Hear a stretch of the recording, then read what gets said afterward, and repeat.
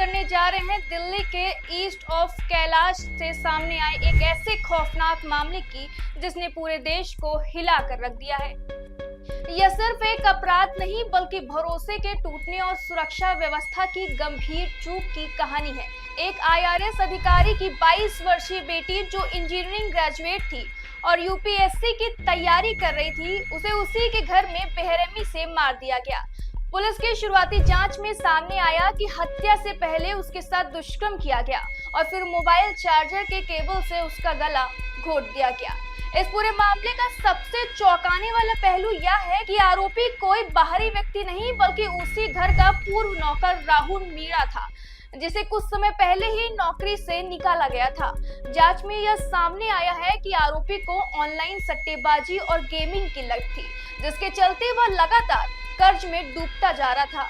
उसने राजस्थान के अपने गांव से लेकर दिल्ली तक कई लोगों से पैसे उधार लिए थे। जहां तक आईआरएस अधिकारी के पड़ोसियों से भी उसने पैसे लिए थे और कई बार उन कर्जों को खुद अधिकारी ने चुकाया था। लेकिन जब उसकी आदतें नहीं सुधरी तो उसे नौकरी से हटा दिया गया और यहीं से उसके मन में बदले और लालच की भावना ने जन्म लिया। वारदात वाले दिन आरोपी सुबह करीब 6:30 बजे कॉलोनी में पहुंचा और उसे पहले से पता था कि घर की चाबियां कहां रखी जाती हैं। उसने उसी का फायदा उठाया और करीब 6:35 और 40 मिनट के बीच घर में दाखिल हो गया। उस समय घर में युवती अकेले थी क्योंकि उसके माता पिता रोज की तरह जिम गए हुए थे। आरोपी सीधे ऊपर कमरे में गया जहां उसने पहले दुष्कर्म किया और जब पीड़िता ने पूरी ताकत से विरोध किया तो उसने उसे काबू में करने के लिए डंडे से सिर पर वार किया और फिर चार्जर के केबल से उसका गला घोट दिया और उसकी वही मौत हो गई। यह पूरी वारदात करीब 40 से 50 मिनट के भीतर अंजाम दी गई और उसके बाद आरोपी ने घर में रखे कीमती सामान को बैग्स में भरा और करीब 7:20 पर वहां से निकल गया। सीसीटीवी फुटेज में उसकी गतिविधियां साफ दिखाई दे रही हैं। इसके बाद उसने कपड़े बदले और एक ओला कैब लेकर द्वारका के एक होटल में जाकर छिप गया। पुलिस ने तुरंत कार्रवाई करते हुए 15 से अधिक टीमें गठित की और दिल्ली के साथ साथ राजस्थान के अलवर और दौसा में भी दबिश दी। आखिरकार आरोपी को उसी होटल से गिरफ्तार कर लिया गया जहां वह ठहरा हुआ था। वहीं पुलिस अधिकारियों के मुताबिक आरोपी को अपने किए पर कोई पछतावा नहीं है और उसे लगातार पूछताछ की जा रही है। आज सुबह करीबन 8:45 पर सूचना मिली कि अमर कॉलोनी में ये एक इंसिडेंट हुआ है। ये बच्ची के पेरेंट्स ने कॉल किया था। फिर हॉस्पिटल से भी इस बारे में जानकारी मिली कि अमर कॉलोनी के कैलाश हिल्स में एक आईआरएस ऑफिसर रहते हैं। उनकी ये लोग सुबह वॉक करने गए हुए थे, अपनी वाइफ जिम करने गए थे अपनी वाइफ के साथ। पीछे से कोई इनके घर में आता है और जब ये वापस 8 बजे आते हैं तब देखते हैं कि इनकी बच्ची जो है वो एक फ्लोर पे बेहोशी की हालत में इनको मिलती है। फिर ये उसको तुरंत स्कॉट हॉस्पिटल में लेके जाते हैं 40 एनएफसी एरिया में और वहाँ पे डॉक्टर इनको ब्रॉड डेड डिक्लेयर कर देते हैं बच्ची को। इस इंफॉर्मेशन के बाद पुलिस की टीम जो है अपना काम शुरू करती है। बहुत सारी टीम्स इसमें हमने लगाई थी। प्रारंभिक जानकारी के बाद जो डाउट है वो जो इनका एक नौकर था राहुल मीणा, जिसको करीबन 1.5 महीना पहले इन्होंने किसी वजह से निकाला था, उसके ऊपर जाता है, जिसके बाद में हमें सीसीटीवी फुटेजेस भी मिलते हैं और साथ ही बहुत सारे आई विटनेसेस से पता चलता है कि वो सुबह इस घर में आया था। करीबन 6:30 के आसपास वो कॉलोनी में आता है। 6:39 के आसपास वो घर के अंदर प्रवेश करता है और करीबन 7:20 पे वो घर से निकल जाता है। इस दौरान ये घटना उसने की है। उसके बाद बहुत सारी टीम्स आगे की जानकारी के हिसाब से काम करती हैं और इसमें हमने करीबन 15 से ज़्यादा टीम्स अलग अलग एरियाज में भेजी थी, खास करके राजस्थान में जहाँ का ये रहने वाला था, राजगढ़ तहसील अलवर में, जयपुर, दौसा और इसके अलावा बहुत सारी टीम्स और इलाकों में, खास करके दिल्ली के अलग अलग इलाकों में जहाँ पे इसकी रहने की संभावना थी। करीबन शाम को इसको हमने द्वारका के एक ओयो होटल से इसको हमने अरेस्ट कर लिया है और इससे आगे की पूछताछ अभी की जा रही है।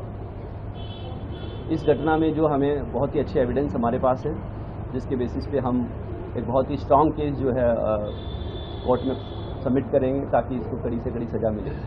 सर क्यों इसने जो है इस पूरी घटना को अंजाम दिया, और सेक्सुअल असॉल्ट की भी बात आ रही है, उसमें कितनी सच्चाई है? और जब ये आ रहा है तो इसने वाइट पैंट पहनी हुई थी और घर से एग्जिट करते हुए इसकी ब्लैक पैंट पहनी हुई थी।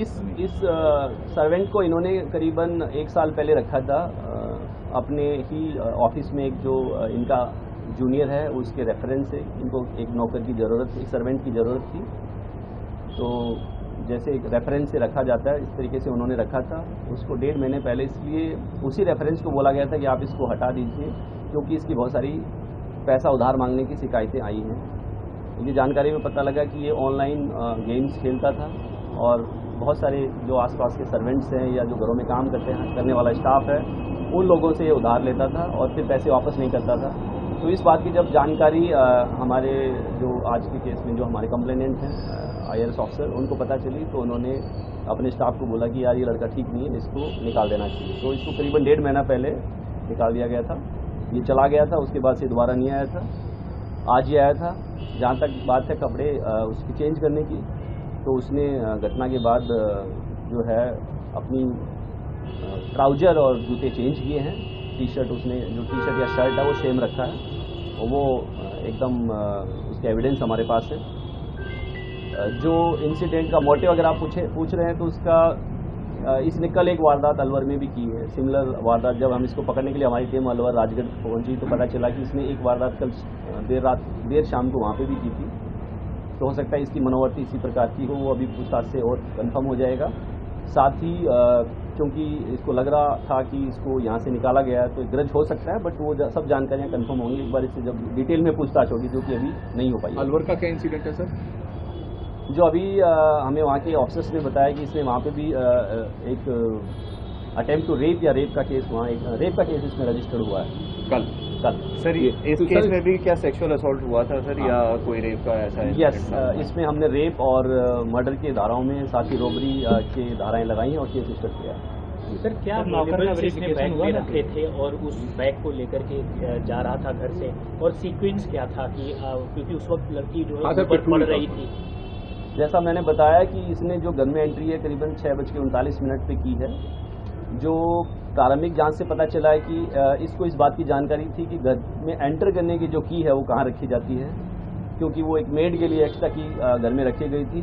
मेड अभी जो है वो कुछ दिन के लिए छुट्टी पे गई थी, बट जो की है वो एक गुप्त जगह पे घर के बाहर रखी जाती थी, जिसके बारे में इसको जानकारी थी। तो इसने इस तरीके से एंट्री की है।